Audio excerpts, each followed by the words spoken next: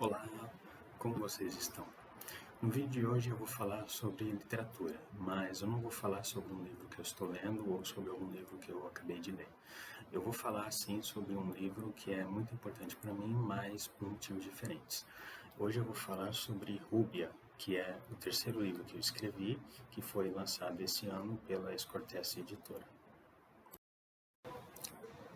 E do que se trata esse livro? Bom, fazendo um resumo assim bem básico, né?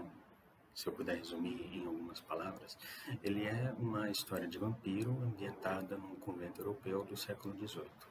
Mas, fazendo um resumo um pouco mais amplo, né, que é o que eu vou fazer agora, esse livro começa em 1748 no convento da Santa Ordem de Santa Catarina de Ciessa. Não, Ciessa não, desculpa, Siena.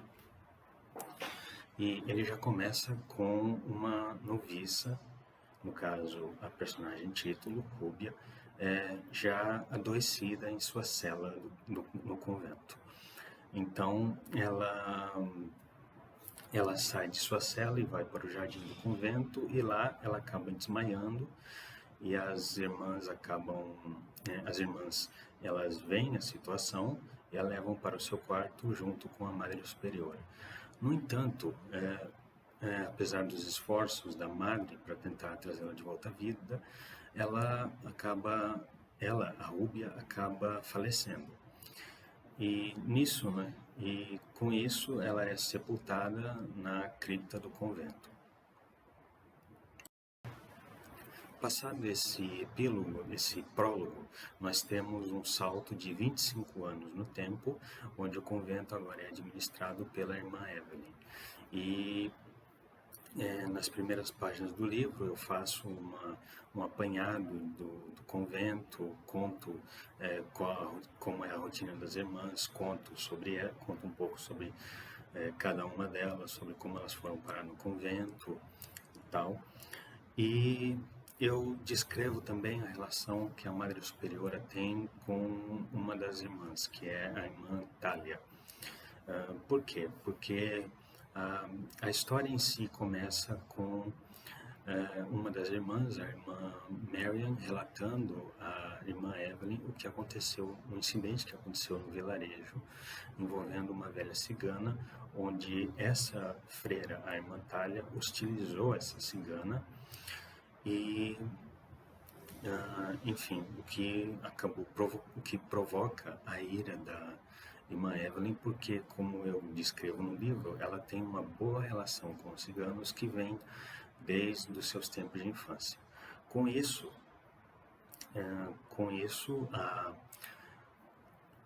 a irmã Evelyn ela chama a irmã Thalia para conversar em seu escritório e a conversa acontece, mas a irmã Thalia se mostra extremamente hostil, extremamente preconceituosa e como punição ela é surrada pela irmã Evelyn, né? Então essa é basicamente a primeira cena, uma das primeiras cenas do livro, que vai ter relação com os eventos que irão acontecer mais tarde na história, tá? E passada essa cena, eu conto como é a rotina das irmãs novamente, né? Porque como que elas funcionam, né? Elas acordam de manhã, fazem suas orações, tomam seu café da manhã, depois elas se reúnem na igreja para os seus cantos matinais, vão executar suas tarefas durante a tarde e depois elas se reúnem para as leituras da Bíblia, que é algo que acontece todos os dias, né? Isso é algo que eu inventei, tá? Eu não me baseei em nenhuma rotina de nenhum convento real, tá? Aliás, devo salientar que esse livro ele se passa em um país europeu ficcional, tá? Não é um país real, é um país que eu mesmo criei. Então, o tempo vai passando até que em uma das missões no vilarejo, a irmã Evelyn acaba cruzando seu caminho com uma cigana que estava acampada no o vilarejo, mas é obrigada a se retirar por questões envolvendo a polícia, né? Um policial pediu a ela que se retirasse do vilarejo, o que causa certa comoção na irmã Evelyn. Então, ela convida a cigana Ângela para acampar na floresta próxima ao convento, o que não agrada as irmãs de jeito nenhum, porque elas têm medo da cigana, acreditam que ela possa trazer energias negativas, possa fazer alguma coisa de bruxaria, de feitiçaria, enfim, elas não aceitam. Principalmente a irmã Thalia, que tenta a todo custo convencer as irmãs de que a presença da Ângela é sinal de mau agouro e que algo terrível vai acontecer com elas. Então, mais uma vez, o tempo vai passando até que num certo dia,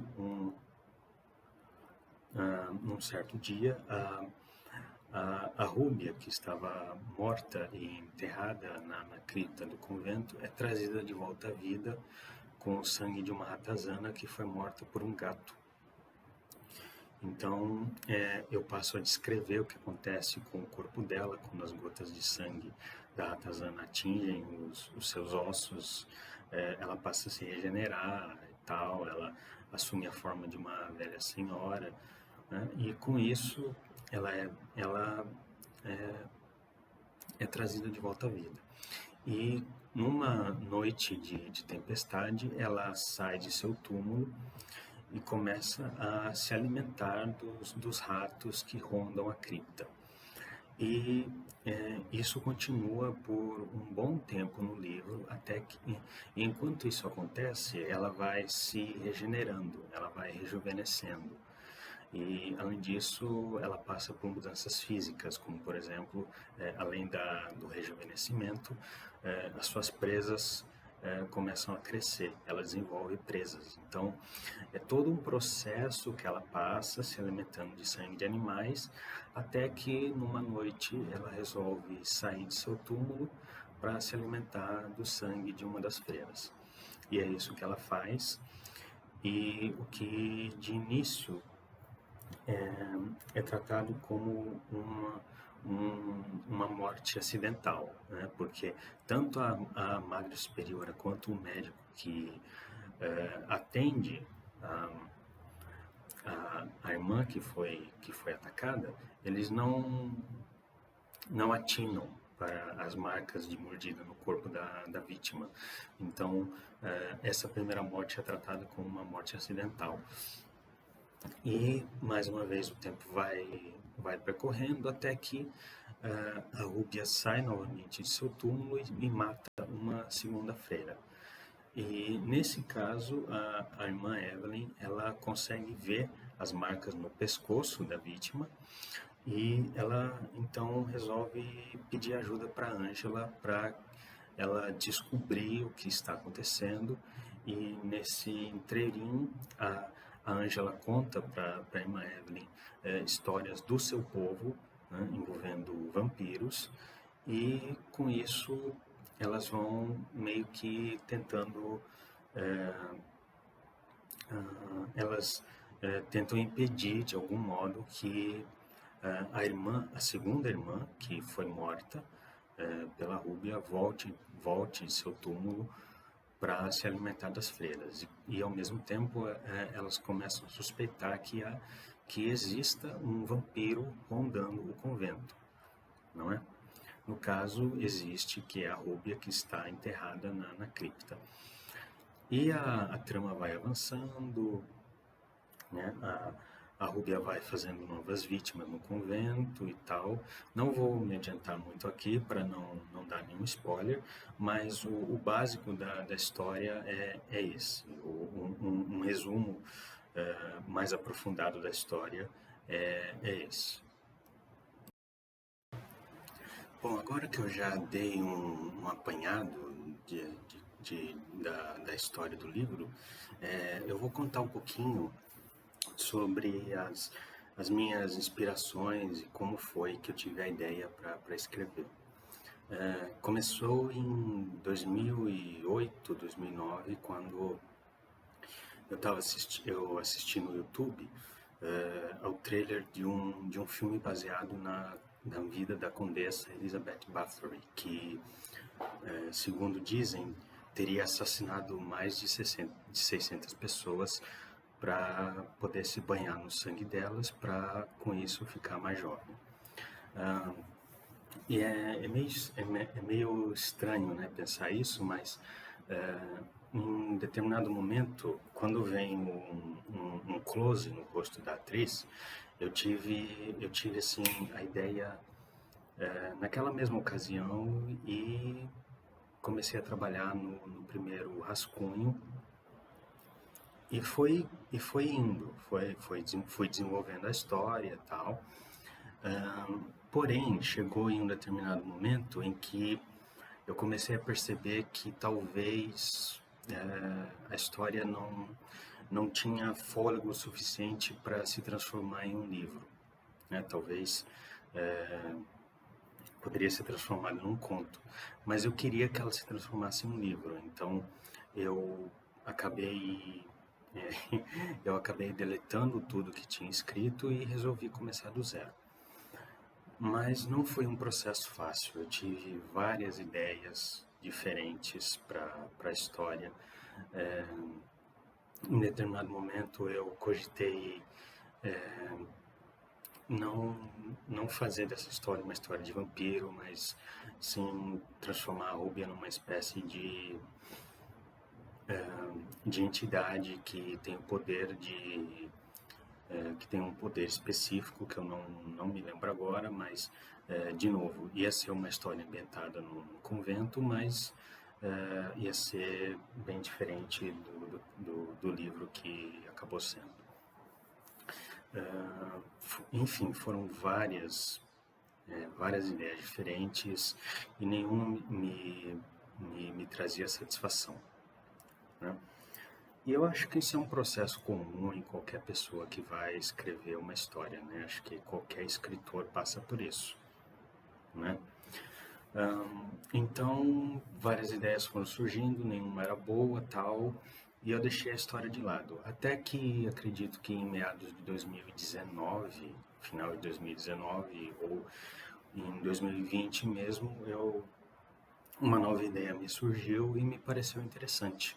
Então eu fui desenvolvendo, fui colocando a história no papel, no caso, num caderno, e fui escrevendo, e me pareceu interessante, me pareceu uma ideia muito boa, sabe?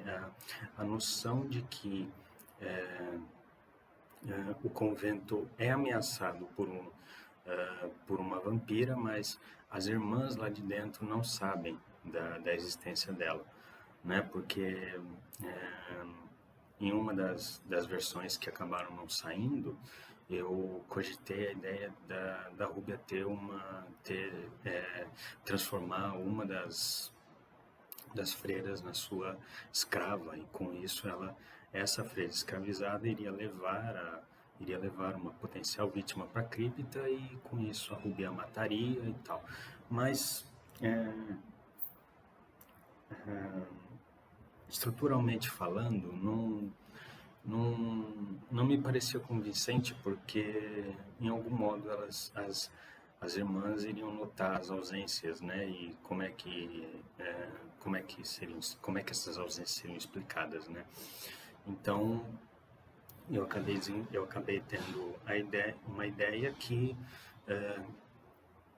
me pareceu, acabei tendo essa ideia da ameaça que vem de dentro, mas as freiras não sabem. Então eu fui desenvolvendo,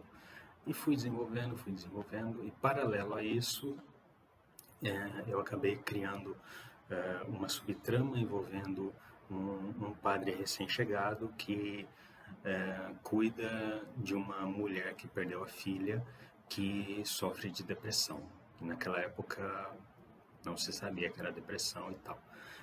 Me pareceu uma subtrama interessante, né? Que eu poderia que eu poderia encaixar no livro, pois esse novo padre teria um papel importante no final da história. Mas, conforme o tempo foi passando, eu fui percebendo que talvez essa subtrama do padre não, não iria não iria ter uma conclusão que me fosse satisfatória. Então eu acabei deletando essa subtrama e me concentrei totalmente na trama de uma vampira que vive dentro de um convento e passa a se alimentar do sangue das freiras, né? Então, conforme o tempo foi passando, fui desenvolvendo mais, até chegar no resultado que está no livro, né? E foi um processo longo, tá? Foi um processo muito longo. Eu diria que eu levei cerca de 4 anos desenvolvendo esse livro, porque em paralelo a isso eu estava escrevendo outros dois, né? Mas eu decidi deixar esses dois de lado e me concentrar nesse. Então foram 4 anos de desenvolvimento, de história, de escrita e todo o processo. Eu vou agora falar um pouquinho sobre as mídias que me inspiraram a escrever esse livro. No caso, foram um misto de livros e filmes, né? O principal deles é um filme mexicano, Exploitation, chamado Alucarda, a Filha das Trevas, lançado em 1977, com direção do Juan López Moctezuma. Por que esse filme me inspirou? Porque é um filme que tem tudo aquilo que eu esperava incluir no livro. E principalmente a minha principal fonte de inspiração e influência foi a personagem principal, a Alucarda, que é uma noviça que, junto com uma noviça recém-chegada, passam a praticar satanismo no convento, né? Mas essa personagem me inspirou principalmente por causa da caracterização dela. Ela passa o filme todo vestida de preto, ela tem cabelos longos, escuros e tal, e no instante em que eu vi esse filme, eu me encantei por ele, sabe? Porque é um filme muito bem feito, é um filme muito, muito bonito. E quando eu decidi escrever esse livro, eu resolvi me espelhar nesse filme. Então, tem algumas situações do filme que estão no livro, né?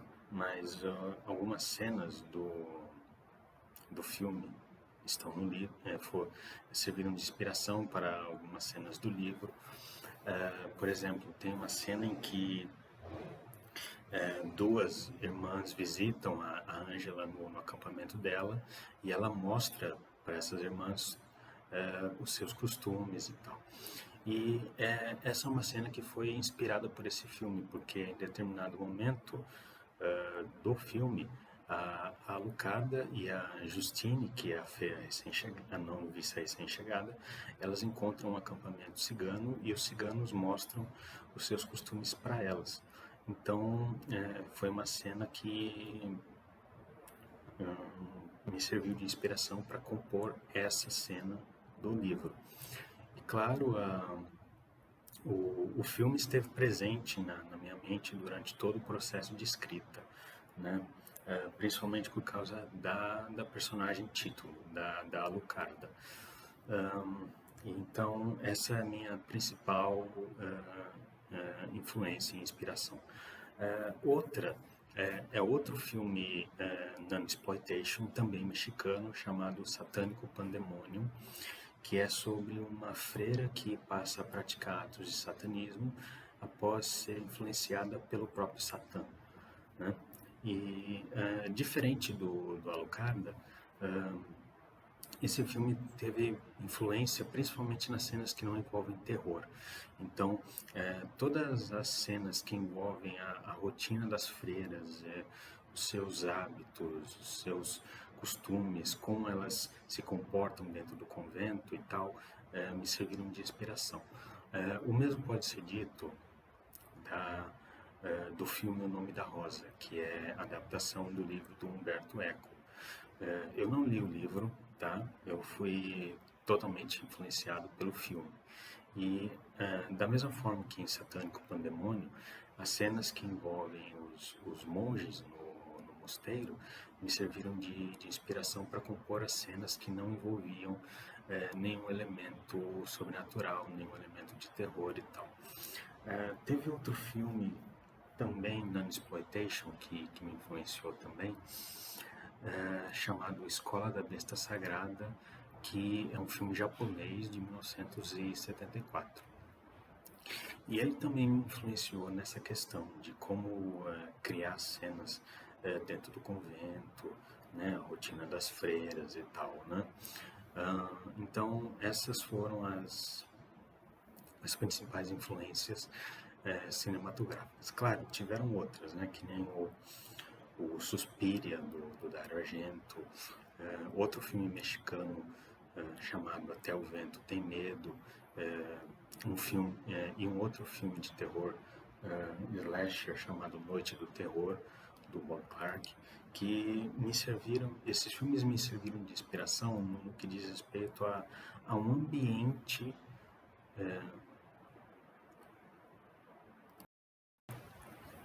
Eu estava me referindo à questão da ambientação desses filmes, né? Então, como esses filmes são protagonizados por mulheres, então eles foram muito importantes na hora de desenvolver a história, porque eu queria saber como que funcionam esses tipos de ambientes dominados por mulheres. Então, foram muito importantes também. E para encerrar as influências, o livro Salem, do Stephen King, também foi uma grande influência por se tratar de uma história de vampiros e tal, mas principalmente por causa de uma cena específica envolvendo um garoto vampiro e uma janela, né? Acredito que quem leu o livro ou viu as adaptações sabe do que eu estou falando. E eu escrevi uma cena bem parecida no livro. Então, o Stephen King também esteve presente na lista de influências e inspirações. Tiveram outras, mas eu não vou me aprofundar aqui para o vídeo não ficar muito longo, né? Todas elas estão bem escritas na nota de introdução do livro. Então, para você que for adquirir, eu recomendo ler a nota para saber de onde vieram as influências e inspirações para que eu pudesse contar essa história. Como eu disse na introdução desse vídeo, esse livro é muito especial para mim, principalmente, não apenas por ser um livro que eu escrevi, mas por causa da história em si, né? Com base em tudo que eu disse aqui anteriormente, das influências, das inspirações do filme do Moctezuma e tal, eu desenvolvi um carinho muito grande por essa história desde lá dos seus primórdios, lá em 2009, 2008, quando eu tive a ideia e comecei a desenvolvê-la e tal. Enfim, é uma história que para mim tem uma importância muito grande. É uma história que eu considero